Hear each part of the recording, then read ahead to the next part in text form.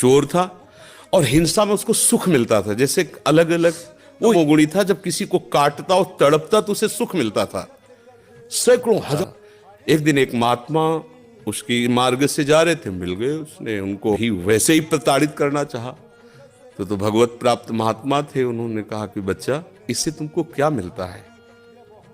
तो संतों के दर्शन से, संभाषण से अंतःकरण की मलिनता का नाश होता है। जाकर संतों के पास जाया जाए तो एक एक कदम यज्ञ के समान होता है। संत दर्श को चालिए तज माया अभिमान। जो भगवान में वास्तविक रमण करने वाले महापुरुष हैं, उनका प्रभाव होता है। उस पापात्मा जीव की हिम्मत नहीं हो रही थी उनकी तरफ देखने की। उनका, बेटा तुम ये सब क्यों करते हो? तो उन्होंने कहा, सुख के लिए करता हूँ, संपत्ति छीनता हूँ, मारता हूँ इसे। बोले, अभी तुम सुख की पहचान ही नहीं जानते हो, किसे सुख कहते हैं? तो उनका, फिर मुझे बताइए आप सुख किसे कहते हैं?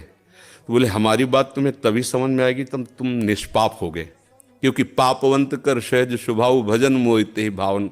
बोले, महाराज क्या करूं जिससे मैं निष्पाप हो जाऊं? तो उनका, हमारे भारत में पवित्र देश है, उनमें आप भ्रमण करो, अवगाहन करो, तुम पवित्र हो जाओगे। निष्पाप करने के लिए हमारे बहुत से तीर्थ हैं भारत में, तीर्थपाद प्रभु ने उनको प्रकट किया है। पवित्र हो गए तो सिद्ध महापुरुष थे, उन्होंने एक शुष्क लकड़ी दी, सूखी हुई लकड़ी दी, कहा इसे ले जाओ और जब ये हरी होने लगे, इसमें किनगा आने लगे, तो तुम समझ लेना तुम निष्पाप हो गए। गुरु को प्रणाम करके 10 किलोमीटर चला हुआ, शाम हुई, एक वृक्ष बड़ा था, उसके नीचे रुका। गांव में रहने का स्वभाव उसका नहीं था, और उसमें 4-5 चोर बैठे हुए थे, और वो नीचे जड़ में ऐसे जाके बैठ गया। रात्रि व्यतीत हो तो तीर्थयाटन को जाएंगे। वो ऊपर प्लान बना रहे थे कि इन गांव वालों ने मुझे बहुत सताया है, आज रात्रि में 12 बजे चारों तरफ से आग लगा देंगे और अस्त्र शस्त्र ले जो भागेगा मारेंगे, पूरे गांव को आज नष्ट करेंगे। उसके कान बाद उसने कहा कि तीर्थ यात्रा तो जा ही रहे हैं, अगर इन जो 4 हैं 5 हैं इनको अगर मार देते हैं तो जा ही तो रहे हैं तीर्थ यात्रा में, पूरा गांव बच जाएगा। ये पूरे गांव को मारना चाहते, पशु पक्षी हैं, बहुत से जीव हैं।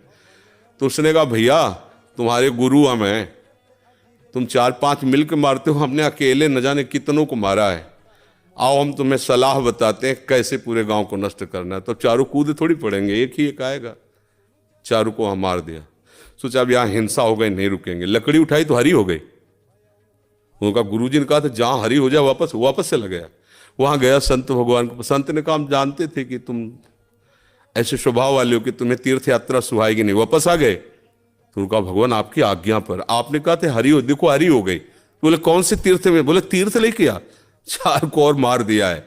बोले, बताइए कैसे? उन्होंने बोले, देखो बेटा, पहले स्वार्थ के उद्देश्य से मारते थे तो पाप हुआ, लेकिन पूरे नगर के बचाने के लिए 4 को मारा आपने। उद्देश्य आपका दूसरों के सुख के, इसलिए मारना ये आपको तीर्थयाटन से भी अधिक पवित्र करने वाला हो गया।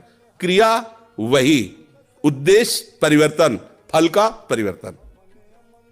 यदि हम सब अपने धर्म से चले, अपने कर्तव्य को भगवान की पूजा माने, तो जो